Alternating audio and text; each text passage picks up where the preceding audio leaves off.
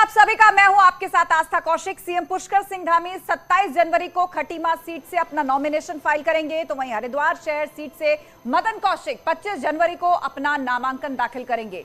भाजपा चुनाव प्रभारी प्रहलाद जोशी ने दोनों को सिंबल सौंप दिए हैं।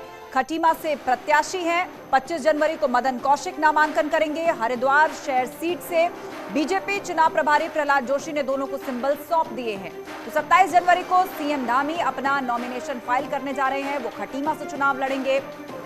25 जनवरी को प्रदेश अध्यक्ष भाजपा के मदन कौशिक वो अपना नॉमिनेशन फाइल करेंगे। हरिद्वार शहर सीट से वो उम्मीदवार हैं। बीजेपी चुनाव प्रभारी प्रहलाद जोशी ने सिंबल सौंप दिए हैं। नहीं, अभी नामांकन 27 को करने की योजना है और जो चुनाव आयोग के दिशा निर्देश हैं उसी निर्देशों के क्रम में नामांकन की जो प्रक्रिया होगी उसको बढ़ाएंगे। तो भाजपा ने अपने चुनाव अभियान को गति देते हुए सभी 70 विधानसभाओं के लिए 70 एलईडी रथ रवाना कर दिए हैं। बीजेपी कार्यालय से बीजेपी चुनाव प्रभारी प्रहलाद जोशी, सीएम पुष्कर सिंह धामी, प्रदेश अध्यक्ष मदन कौशिक ने इन चुनाव प्रचार रथों को रवाना कर दिया है।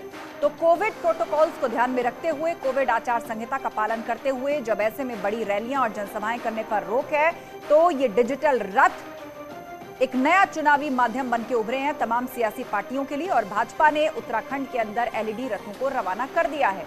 इन माध्यमों से चुनाव प्रचार किया जाएगा। ये तमाम जो एलईडी रथ हैं वो अलग अलग विधानसभा सीटों पर जाकर सरकार के कामकाज का बखान करेंगे। ये एलईडी वाहन हमारे 70 की 70 विधानसभाओं में जाएंगे और पिछले 5 वर्षों में जो उत्तराखंड के अंदर केंद्र सरकार के द्वारा जो काम हुए हैं वो कामों को भी जनता के सामने ले जाएंगे, आम जनता के सामने, सामान्य जनता के सामने। और भारतीय जनता पार्टी के शासनकाल में ही उत्तराखंड बना था। अटल बिहारी वाजपेयी जी ने उत्तराखंड बनाया था और माननीय प्रधानमंत्री मोदी जी के नेतृत्व में इसको संवारने का काम हो रहा है। पिछले 5 सालों में 1.5 लाख करोड़ से भी ज़्यादा की योजनाएं उत्तराखंड के लिए स्वीकृत हुई हैं। जो भी काम आज, चाहे हम सड़कों की बात करें, हवाई सेवाओं की बात करें या रेल सेवा की बात करें, स्वास्थ्य सेवाओं की बात करें, हर क्षेत्र में अभूतपूर्व कार्य हुए हैं, किया है, करती है, करेगी, सिर्फ भाजपा करेगी। ये लोगों के बीच में जाकर बताएंगे। 70 विधानसभा क्षेत्र में हमारा एलईडी वैन आज से प्रवास शुरू होगा। एलईडी वैन में हम पहली बार केंद्र और राज्य में जब भारतीय जनता पार्टी के सरकार चुन के आए, 5 वर्ष पूरा केंद्र और राज्य में भारतीय जनता पार्टी के माननीय नरेंद्र मोदी जी के नेतृत्व में सरकार में जो कुछ भी काम हुआ है वो हम पक्का शोकेसिंग कर रहे हैं। और लोग भी ये समझ रहे हैं कि जो कुछ भी उत्तराखंड में हुआ है, उत्तराखंड रचना करने के लिए, to create the Uttarakhand, BJP को आना पड़ा, अटल बिहारी वाजपेयी जी को आना पड़ा। और नया उत्तराखंड रचना होने के बाद उसका विकास के लिए भी भारतीय जनता पार्टी को, नरेंद्र मोदी जी को आना पड़ा। और ऐसे माननीय नरेंद्र मोदी जी जिसको सारे देश में और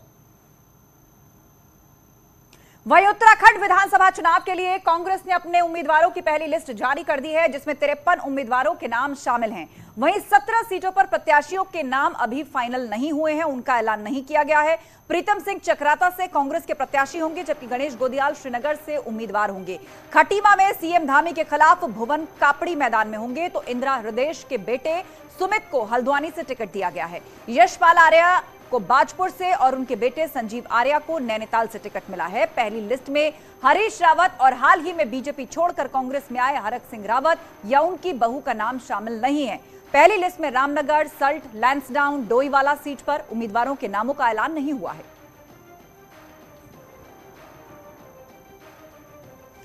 तो ये तमाम नाम हैं जो कांग्रेस की तरफ से अब सामने रख दिए गए हैं। पहली लिस्ट में कुल 53 कैंडिडेट्स के नामों का ऐलान किया गया है।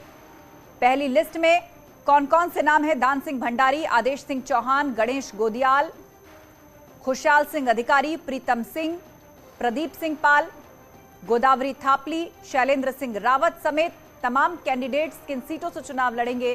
कुल मिलाकर 53 सीटों के नाम जो हैं वो कांग्रेस की तरफ से सामने आ चुके हैं। हालांकि 17 सीटें ऐसी हैं जिन पर नाम अभी घोषित नहीं किए गए हैं, जिनमें हरीश रावत, हरक सिंह रावत और उनकी बहू अनुकृति, जो हाल ही में शामिल हुए हैं कांग्रेस पार्टी में, उनके भी नामों का जिक्र फिलहाल पहली लिस्ट में नहीं है।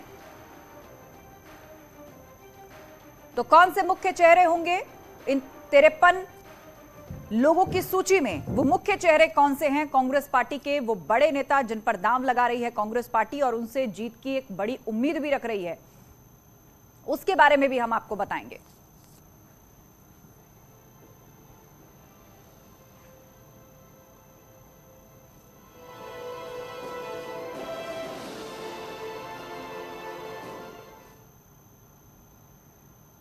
तो कांग्रेस की पहली लिस्ट में पूर्व मुख्यमंत्री हरीश रावत और हाल ही में बीजेपी को छोड़कर कांग्रेस में आए हरक सिंह रावत और उनकी बहू अनुकृति गोसाई का नाम फिलहाल शामिल नहीं है। लेकिन कौन से ऐसे मुख्य नाम हैं जो शामिल हैं लिस्ट में? बड़े नाम तो नहीं है, लेकिन हरीश रावत जो कि पूर्व मुख्यमंत्री रह चुके हैं, सूबे के वरिष्ठ नेता हैं कांग्रेस के, उनका नाम फर्स्ट लिस्ट में नहीं है। 53 उम्मीदवारों की ये लिस्ट है। हरक सिंह रावत जो कि नेता है, अब कांग्रेस के, बीजेपी छोड़कर हाल ही में कांग्रेस में आए हैं, उनके भी नाम का जिक्र फिलहाल पहली लिस्ट में नहीं है। उनकी पुत्रवधू अनुकृति गोसाई, अनुकृति रावत, जो कि अब कांग्रेस में उन्हीं के साथ शामिल हो चुकी हैं, उनका भी नाम फर्स्ट लिस्ट में नहीं है। हालांकि 17 नाम अभी आने बाकी हैं। तो ये 3 बड़े नाम हैं जिन पर सबकी निगाहें टिकी हुई थी कि क्या ये चुनाव लड़ेंगे, कहां से चुनाव लड़ेंगे, उनका जिक्र फिलहाल फर्स्ट लिस्ट में नहीं है। कल जारी कांग्रेस की पहली लिस्ट में कई बड़े चेहरों को टिकट दिया गया है। कांग्रेस प्रदेश अध्यक्ष गणेश गोदियाल श्रीनगर से चुनाव लड़ेंगे। आइए उन चेहरों पर भी नजर डाल लेते हैं जो कि इस पहली लिस्ट में शामिल हैं और बड़े नाम हैं कांग्रेस के। श्रीनगर से चुनाव लड़ेंगे गणेश गोदियाल, प्रदेश के कांग्रेस अध्यक्ष हैं, कांग्रेस के बड़े चेहरों में से एक। इसके अलावा प्रीतम सिंह, नेता विपक्ष हैं, चक्राता सीट से चुनावी हुंकार भरेंगे। आगे बढ़ते हैं, खटीमा से चुनाव लड़ेंगे भुवन चंद्र कापड़ी, नेता कांग्रेस। ये भी कांग्रेस पार्टी के बड़े चेहरों में से एक है जिस पर दांव लगा रही है पार्टी। बाजपुर से यशपाल आर्या मैदान में होंगे।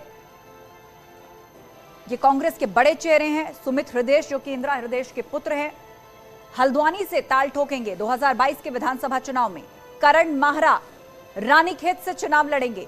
53 उम्मीदवारों में ये मुख्य चेहरे हैं। संजीव आर्या, नेता कांग्रेस, नैनीताल से चुनाव लड़ेंगे 2022 के विधानसभा चुनाव में। तो ये वो बड़े नाम हैं जो कि 53 लोगों की लिस्ट में शामिल हैं। और अब हम आपको बताते हैं बीजेपी के दिग्गज नेताओं के सामने कांग्रेस ने अपने किस नेता पर दांव लगाया है। तो सबसे पहले उत्तराखंड की सबसे हॉट सीट यानी खटीमा का ही जिक्र कर लेते हैं, जहां से सीएम पुष्कर सिंह धामी मैदान में होंगे। तो खटीमा सीट से पुष्कर सिंह धामी, उनको टक्कर देंगे कांग्रेस के भुवन चंद्र कापड़ी। पुष्कर सिंह धामी के सामने कांग्रेस ने मैदान में उतारा है भुवन चंद्र कापड़ी को। इसके अलावा हरिद्वार भी एक हॉट सीट मानी जा रही है, जहां से मदन कौशिक बीजेपी के प्रदेश अध्यक्ष मैदान में है और उनको टक्कर देंगे सतपाल ब्रह्मचारी, कांग्रेस के अहम नेता जो कि मदन कौशिक के खिलाफ चुनाव लड़ेंगे। रायपुर सीट की बात करें तो यहां पर उमेश शर्मा काऊ जो कि भाजपा की तरफ से चुनावी मैदान में है, उनके सामने कांग्रेस ने उतारा है हीरा सिंह बिष्ट को, वो उमेश शर्मा को टक्कर देंगे। तो सबसे हॉट सीट खटीमा, एक बार फिर से उसके बारे में आपको बता दें, जहां से मौजूदा मुख्यमंत्री पुष्कर सिंह धामी चुनाव लड़ने जा रहे हैं, भाजपा के मुख्य चेहरे, और उनको टक्कर देंगे भुवन चंद्र कापड़ी।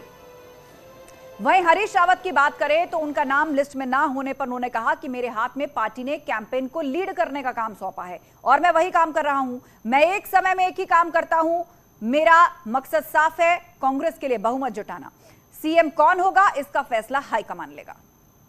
मेरे हाथ में एक काम है जो मुझे पार्टी ने सौंपा है, कहा है तुम कैंपेन को लीड करो, चुनाव तुम्हारे नेतृत्व में लड़ा जाएगा, मैं वो काम कर रहा हूं।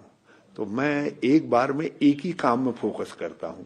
अब कौन मुख्यमंत्री होगा, मेरा काम है बहुमत जुटे, और बहुमत जुट जाएगा तो जो हमारी टाइम टेस्टेड ट्रेडिशन है कि हम कांग्रेस अध्यक्षा से प्रार्थना करते हैं कि हमारे नेता को नामजद कर दीजिए, वो हमारा नेता नामजद कर देंगे।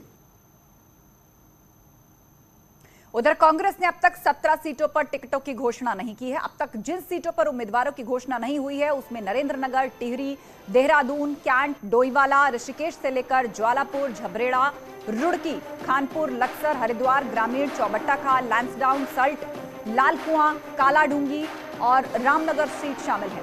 इन सभी सीटों में अभी तक हरीश रावत, हरक सिंह रावत, अनुकृति रावत, रणजीत रावत जैसे नेता शामिल हैं, जिनके नामों का ऐलान फिलहाल किसी सीट को लेकर नहीं किया गया। लेकिन ये वो बड़े चेहरे हैं, क्या इनमें से किसी सीट पर चुनाव लड़ेंगे? अभी फिलहाल इस पर निर्णय होना बाकी है।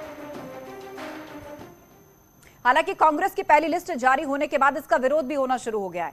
देहरादून महानगर महिला की अध्यक्ष कमलेश रमन टिकट न मिलने से नाराज हैं और नेता विपक्ष प्रीतम सिंह के घर पर पहुंचकर उन्होंने अपनी नाराजगी भी प्रकट की है। टिकट न मिलने पर कमलेश रमन वहां रोने लगी। प्रीतम सिंह ने यह भी कहा कि अभी दूसरी लिस्ट में महिलाओं को टिकट दिया जाएगा। बिल्कुल, मैं अपने शीर्ष नेताओं से ये पूछने के लिए आई कि क्या कमी रही मुझ में। मैंने भी टिकट मांगा था 20 राजपुर विधानसभा से, तो मेरा सवाल भी बनता है अपने नेताओं से ये पूछने का कि मुझ में क्या कमी रही जो मुझे टिकट नहीं दिया 20 राजपुर विधानसभा से। हमारा इतना बड़ा नारा है, लड़की हूँ लड़ सकती हूँ, वो कब साकार होगा उत्तराखंड में? जो 53 सीटें जो है जिसका प्रत्याशी का चयन हो चुका है, उसमें 3 सीटें दी है। जो रिमेनिंग 17 है उसमें भी आप महिला प्रत्याशियों को देखेंगे। वही बात की जाए पिथौरागढ़ की गंगोली हाट विधानसभा से, कांग्रेस ने टिकट के मुख्य दावेदार नारायण राम आर्या को टिकट कटने पर उनकी नाराजगी झेलनी पड़ी है। कैंपेन कमेटी के चेयरमैन हरीश रावत पर उन्होंने निशाना साधा है और कहा कि मैं हरीश रावत को हमेशा अपना नेता मानता रहा, लेकिन उन्होंने टिकट नहीं दिया। आर्या ने गंगोली हाट सीट पर बाहरी प्रत्याशी को टिकट देने का आरोप लगाया। जिसको हमने अपना आका मान के चला थे, आज वही चुनाव समिति के अध्यक्ष थे और उन्होंने मुझे टिकट नहीं दिया, जिस कारण से मैं अत्यधिक क्षुब्ध हूं और मुझे बड़ा दुख हो रहा है।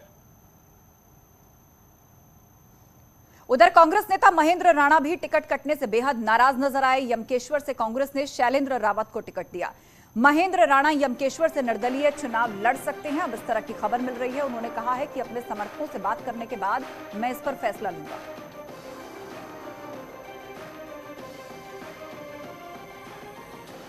और फिलहाल रुकेंगे एक ब्रेक के लिए, फौरन होंगे हाजिर, कहीं मत जाइएगा।